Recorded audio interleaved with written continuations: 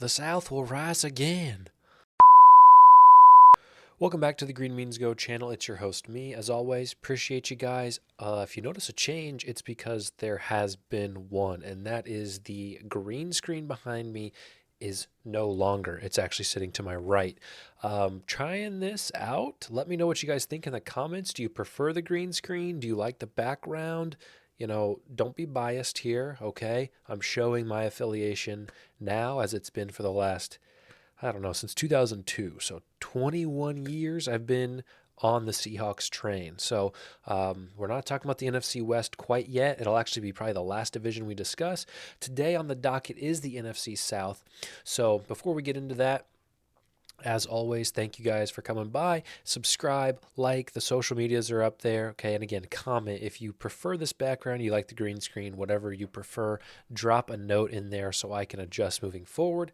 And again, I got a little something going on. I believe it's the sinusitis, otherwise known as a sinus infection. So bear with me as we move through this video. So we'll start with the depth charts as always. And honestly, Tennessee doesn't change too much. However, there is an error on this because since I clipped this picture, they signed DeAndre Hopkins. So I do think that's a big signing for them, so long as he can come in and make a difference. Ryan Tannehill remains the QB. They obviously got Will Levis, but he's listed third on the depth chart. Malik Willis is listed second. So who knows what they're going to end up doing? But it seems as if Tannehill is going to get the start early. Obviously, they have Derrick Henry. Receivers, Treylon Burks, Nick Westbrook-Akina, and Kyle Phillips. But obviously, again, Hopkins gets the nod there. Inchig Okonkwo is the tight end. So, looks pretty similar to last year. Jaguars keep Lawrence, keep Etienne, Kirk. They keep Zay Jones and Evan Ingram. Their biggest addition of the offseason is Calvin Ridley. Okay, Calvin Ridley is back after a full year suspension. He was watching too many Green Means Go videos and putting his money where my mouth was. So hopefully he can, he's in Florida, so they can't legally sports bet there. So hopefully he doesn't find a way to illegally sports bet while he is on the Jacksonville Jaguars. Colts QB situation is interesting this year. Gardner Minshew is listed as the starter, but Anthony Richardson, their first-round pick, should probably get some time sooner than later. I think most people expect that. Jonathan Taylor, Michael Pittman, Alec Pierce, Josh Downs, rookie out of North Carolina. Okay, and Jelani Woods, Kylan Granson, Mo Alley Cox, they're always kind of average at tight end, but deep at tight end. So that is your Indianapolis Colts team. And finally, we have the Texans with C.J. Stroud, Damian Pierce, and Devin Singletary picked up from the Bills. Nico Collins at receiver, Robert Woods, interesting signing, interdivision. Okay, he comes over from the Titans. John Mechie, who missed last season with leukemia, I believe. Tank Dell, another rookie, and Dalton Schultz comes over from the Cowboys, another Texas guy, but just switching up Texas teams here. So this is actually one of the more interesting, depth charts in the AFC South. And I think if C.J. Stroud can come in above average, they might be okay. I probably was sleeping on this a little bit too much. They have a lot of talent, and if they can get it all to work, I think they can win some games. So speaking of winning some games, taking a look here at the win totals, I like the Jacksonville Jaguars to win 13 games this season and go undefeated in the division. I truly think that this is Jacksonville's time to shine, and I think they handle this division easily. Right now, you see their over-under is set at 9.5 wins, and I think the over at -150 is solid here. Even though you're paying a hefty amount of juice, I would say that 9.5 games is doable for this team. Looking here at the Colts, I predicted 6-10, which is about where their line is right now. So I wouldn't touch any of these, not going to play any of those. Titans, I have it 5-12, and maybe I was a little too aggressive in, my hatred of them.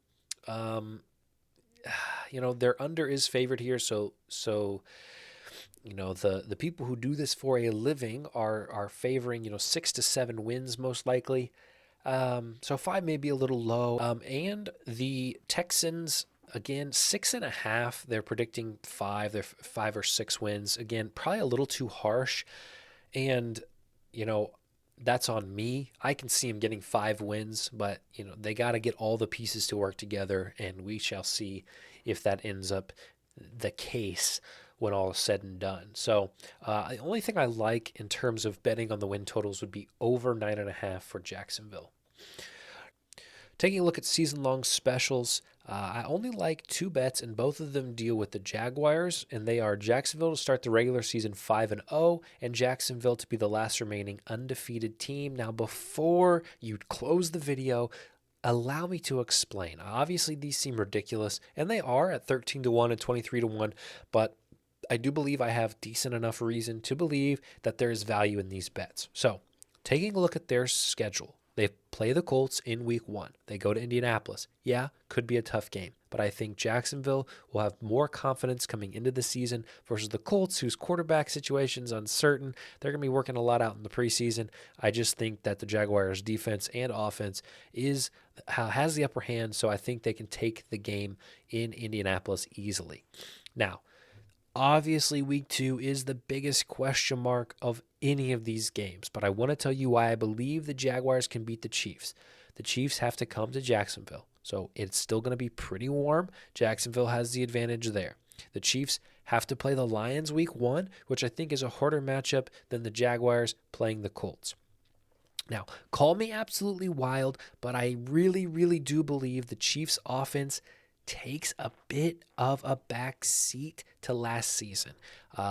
Their receiving core, which we'll talk about next video, has changed. Obviously, they have Mahomes. Obviously, they have Kelsey. But I think after the Super Bowl hangover, after a tough week 1 game, after, still getting acclimated to their new offense and new playmakers, I think Jacksonville has a chance, a reasonable chance, to win week 2's matchup. My guess is they will be home dogs, probably plus 150 range versus the Chiefs. So I do like them to win that game outright. I like them to beat the Texans at home as well. So we got 2 back-to-back home games, which helps me in these 2 bets. Then the next 2 games I believe are very interesting. Falcons and Bills. Now, both of these are listed as home games, which you'll notice they start at 9:30. They are not home games, and we'll talk about what that means in a second. So these are the first 5 games. I'll explain why I think they can win these 2 games in a second, which takes care of the 5-0. Then they come home, and they host the Colts, who they've already played. I think they can win that game. I think at Saints is a reasonable game that they can win. At Steelers, they can win, right? The biggest test, I think, truly is the 49ers in November. So I think they can start 1, 2, 3, 4, 5, 6, 7, 8-0. And if they do that, I like this bet. I don't think any other team starts 8-0, especially if they beat the Bills and the Chiefs. Okay, so why do I think they can beat the Bills? What's up with these games? Let's take a look here at what those games truly mean. This game is going to be played at Wembley Stadium in London on October 1st. Now, why do they have another 9:30 game? Because guess what? They play the Bills at 9:30 the very next week at Tottenham Stadium, okay? Premier League game. So for those of you who don't know, this is where Tottenham Hotspur Stadium is in London, and this is where Wembley Stadium is. So what's going to happen? I will tell you what I think is going to happen. I believe that Jacksonville is going to come to London probably Tuesday of this week, Monday or Tuesday after their game with the Texans, and they're going to arrive in London. They're going to play, they're going to spend the week in London, get acclimated, have a fairly easy matchup with the Falcons, win that game, and then guess what they're going to do? They're going to stay in London for a week, having already been acclimated, preparing for the Bills. Okay, that is a massive, massive, massive, massive advantage for the Bills, who have to stay in New York, right? And then they have to come that week, and they have to get acclimated in a week. Guess what?